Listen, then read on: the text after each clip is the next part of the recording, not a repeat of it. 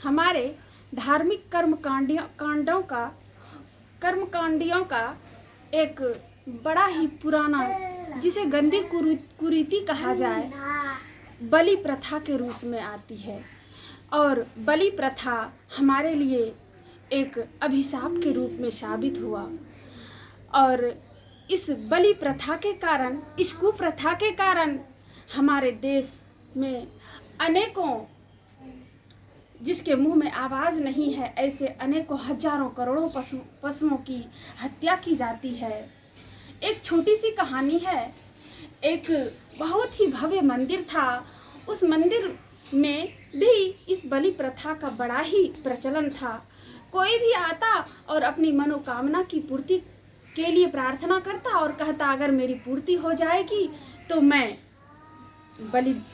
मैं जानवरों की बलि दूंगा।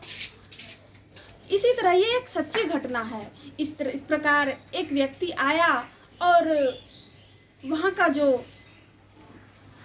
ब्राह्मण था, उस ब्राह्मण के द्वारा बलि प्रारंभ किया गया। उस जानवर की हत्या की जाने लगी, प्रारंभ हुई। जितना भी नियम था, जो भी पूजा पाठ का जो नियम था, सब कुछ पूरा किया गया। और जैसे ही तलवार ऊपर उठाया गया और वह बकरा बड़े जोर से मनुष्य की आवाज में हंसने लगा, तुरंत उस तलवार को रोका गया और उस जानवर से, बकरे से पूछा गया, क्या बात है, आप हंस रहे हैं? आपकी अभी बलि दी जाएगी, आप अभी काटे जाएंगे, आप हंस रहे हैं, क्या बात है? तो उस बकरे ने मनुष्य की आवाज में उस ब्राह्मण से कहा, हे ब्राह्मण, तुम तो ब्राह्मण हो, मनुष्य के रूप में हो। क्या तुम नहीं जानते कि इससे पहले तुम क्या थे?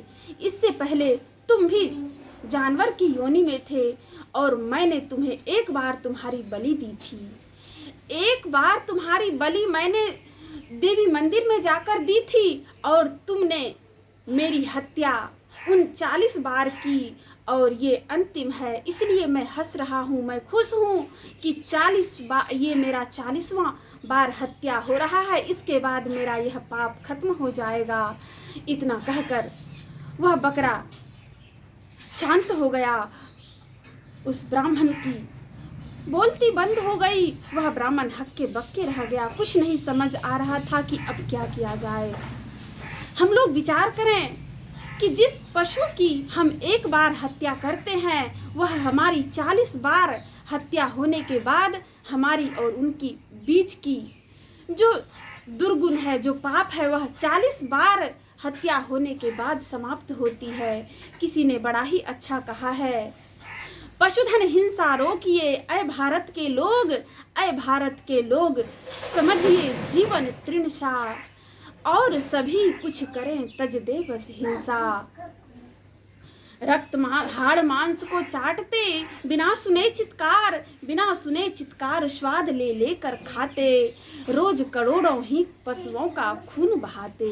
कहा पाठक कबीराय परम है धर्म अहिंसा, और सभी कुछ करें तज दे बस हिंसा। दूसरों की हत्या करके हम अपने स्वाद को, हम अपने रसने निंदियों को आनंदित करते हैं। यह हमारे लिए दुर्भाग्य की बात है। हमारे सोच की, हमारी गंदी सोच की यह एक लत है, जिसके कारण हम इससे उबर नहीं पाते हैं। और हम कहते हैं कि हम मनुष्य हैं, हम सब कुछ खा सकते हैं, हम सर्वाहारी हैं, और हम अपनी तुलना शेर से करते हैं और कहते हैं कि शेर का दांत नुकीला है तो हमारा भी दांत नुकीला है, हम भी मांस खा सकते हैं। अगर हम जानवर ही हैं तो मनुष्य कैसे हो गए?